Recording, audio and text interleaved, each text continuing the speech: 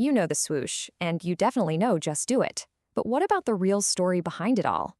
Trust me, it's not some clean, straightforward tale of corporate success. It's this messy, incredibly human, and just amazing story of how a kinda shy, reluctant salesman named Phil Knight built a global empire from basically nothing more than a crazy idea and the trunk of his car. So let's get right into it.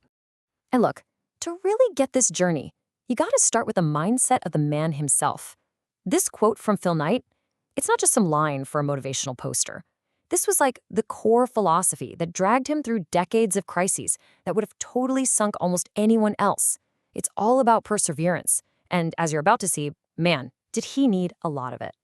So where does a story like this even begin? Well, it wasn't in some fancy boardroom or a slick design studio. Nope, it all started in a classroom. This is the origin story of how one crazy idea literally drove its way into existence. Okay, so you really have to understand the context here. Back in 1962, German companies completely owned the athletic shoe market. They were the giants. The idea that you could import Japanese shoes and actually compete with them was, to most people, just absurd.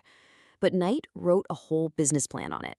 So this wasn't just some paper to get an A. This was literally the blueprint for his entire life's work. And here's the kicker. He didn't just write about it. He actually went and did it. Right after school, he gets on a plane to Japan, somehow bluffs his way into a meeting with a shoe company called Onitsuka Tiger, and walks out with distribution rights. He gets the very first shipment funded with a $50 loan from his dad. And his first store? The trunk of his Plymouth Valiant. He just drove to track meets all over the Pacific Northwest, selling shoes directly to athletes. I mean, you can't get more grassroots than that, right? But here's the thing you gotta know about Knight. He was not a natural salesman. Far from it. He was shy, introverted, and really disliked the whole idea of selling. But he believed in the product. And then he made probably the single most important decision of his early career. He partnered up with his old track coach, Bill Bowerman. Now, Bowerman wasn't a business guy. He was a performance fanatic, totally obsessed with making shoes lighter and faster. And that partnership right there, the quiet, shy visionary and the totally obsessed innovator, that became the soul of the entire company. For years, they were just a little company called Blue Ribbon Sports, a distributor selling somebody else's shoes. But, a crisis was just around the corner.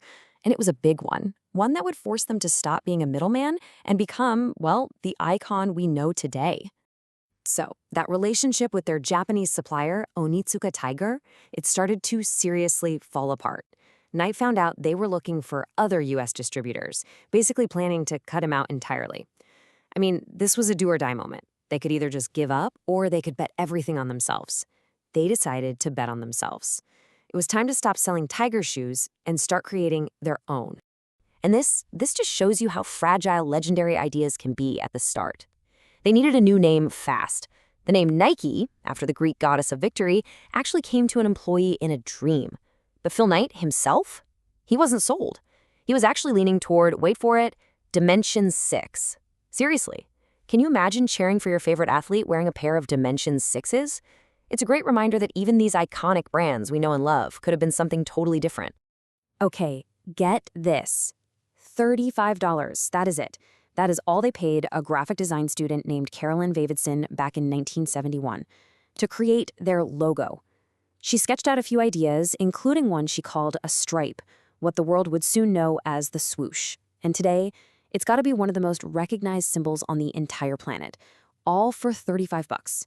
And while all that branding stuff is happening, the innovation is just off the charts. This might be the most famous story in all of Nike history. Bill Bowerman is looking for a way to create a better, grippier sole for running shoes. He sees his wife's waffle iron at breakfast and has this light bulb moment. He ends up totally ruining it by pouring rubber into it, but in the process, he creates the revolutionary waffle sole. This wasn't some high-tech corporate lab.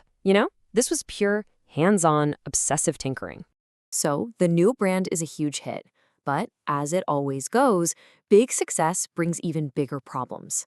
As Phil Knight himself said, being an entrepreneur basically means you're living in a constant state of crisis. And their biggest one yet was right around the corner. I want you to just imagine this for a second. You go to your mailbox, you open a letter, and it's a bill from the U.S. government for $25 million. That's exactly what happened to Nike. U.S. Customs used some obscure old law to retroactively bill them for import duties. And get this, at the time, that was more money than the entire company was even worth. Nike called it an absolute war. It was a battle that almost, and I mean almost, destroyed them. But somehow, they survived. They eventually settled the bill for $9 million. And what they did right after that near-death experience is just legendary. They made two of the boldest, most game-changing moves in business history. First, they signed this promising but still unproven rookie basketball player named Michael Jordan. Then, a few years later, they launched a simple three-word slogan: just do it. These two moves didn't just save the company, they completely transformed it into a global cultural force. But all of this explosive global growth, well, it came with a price. As Nike's footprint stretched across the entire world, it suddenly found itself in this new, really complex, and pretty controversial arena of global responsibility. So you have to understand, by the 90s, Nike wasn't just a shoe company anymore. It was this massive global logistics operation. And they didn't own their own factories. They contracted with hundreds of them all over the world. And that created this really complicated web and a huge, huge distance between the designers back in Oregon and the actual people making the products. And then this image surfaced. It was a photo in Life magazine, and it put a real human face on what had been a kind of abstract issue of global labor.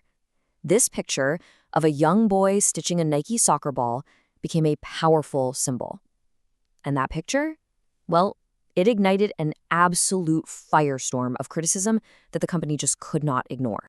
Look, the allegations were really serious and they were widespread. They were leveled against the conditions in many of their contractors' factories. The criticisms ranged from paying sub-minimum wages and using child labor to unsafe working conditions and crazy long hours. So suddenly, Nike's entire brand, which was built on this idea of empowerment and peak performance, was now being tied to exploitation. Now, at first, the company was pretty defensive about it all. But as the pressure kept mounting, their response started to evolve through what they called 3 generations of reform. First, there was Generation 1. That was basically just them creating a code of conduct, a list of rules for their suppliers. When it was clear that just wasn't enough, they moved to Generation 2, a system of audits and factory inspections. But even that wasn't getting to the root of the problem.